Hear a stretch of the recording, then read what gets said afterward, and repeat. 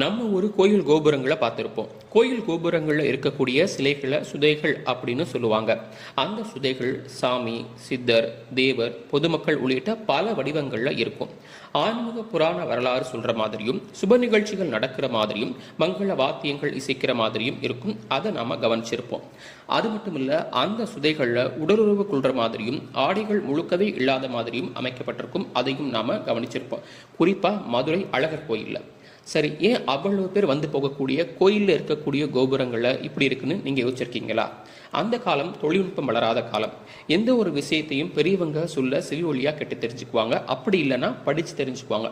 Mostly செவி வழியா சொல்ல தான் கேட்டு தெரிஞ்சுக்குவாங்க. ஆனா புதுசா திருமணம் பண்ணிக்கிறவங்க தாம்பத்திய உறவுல ஈடுபடுறப்போ அந்த காலத்துல போதிய அளவு அவங்க அதை பத்தி தெரிஞ்சுக்கக்கூடிய வாய்ப்பு இல்லாம இருந்திருக்கு. அதுக்கு தான் இந்த மாதிரி கோயில் கோபுரங்கள சுதைகள் அமைச்சாங்க நம்ம பெரியவங்க. அதனால